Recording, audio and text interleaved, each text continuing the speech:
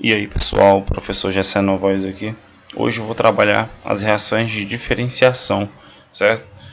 São voltadas aí para a química orgânica para alguns testes para identificação de açúcares.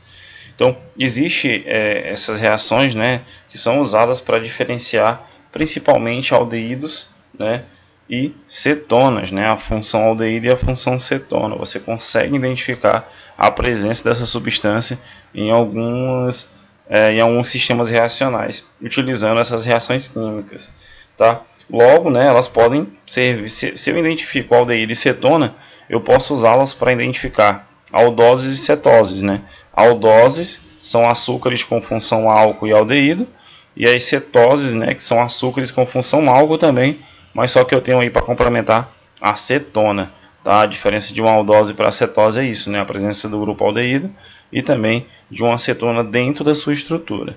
Como é que eu utilizo a reação de diferenciação? Qual é o conceito dela? Por que ela tem esse nome?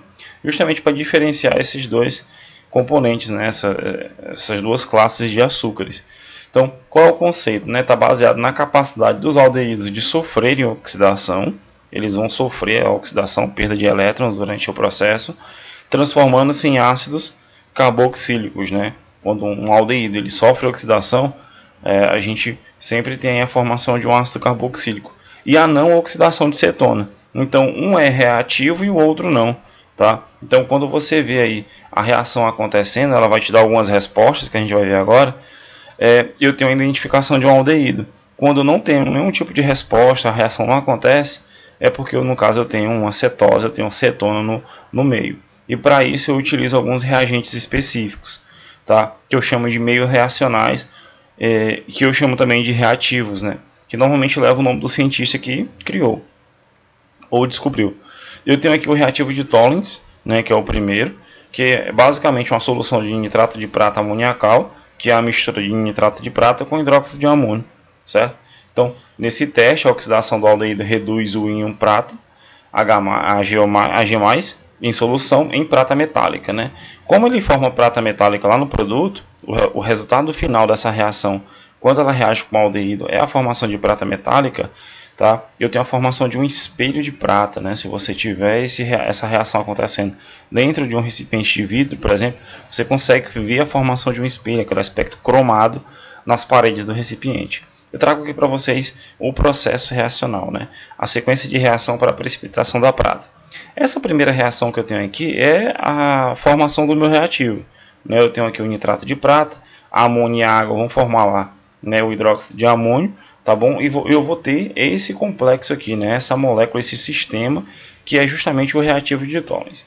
Eu vou colocar esse sistema aqui na presença do meu aldeído, né? Por exemplo, eu pego lá um açúcar que ele tem um aldeído, e aí, se no caso tiver essa função aqui, né? A gente está vendo aqui CHO, né? Porque no caso é C dupla O e o Hzinho que identifica a função do aldeído, para quem já entende, ele vai interagir com esse sistema e formar, né, ó, prata metálica, né? Quando eu tenho essa prata metálica aqui, ela se precipita formando um espelho de prata, tá? E aí no caso, quando essa reação acontece, quando eu consigo perceber isso acontecendo, o teste deu positivo para aldeído, tá?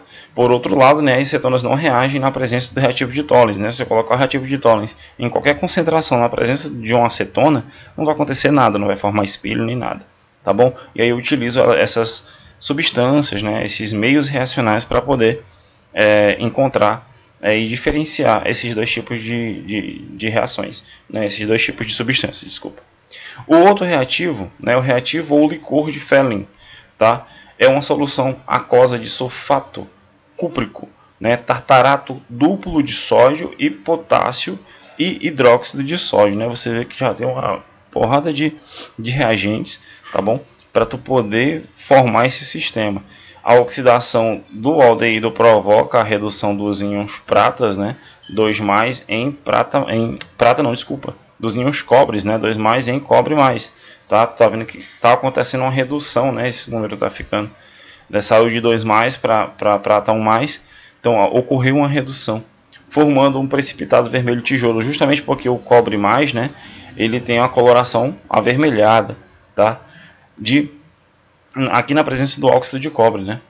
E a equação que mostra a formação do vermelho tijolo, que evidencia a ocorrência, né, da reação química, é a seguinte: eu tenho novamente um aldeído, eu tenho aqui a presença do meu reativo, né, tá, juntamente com o hidróxido de sódio, que forma aqui a solução.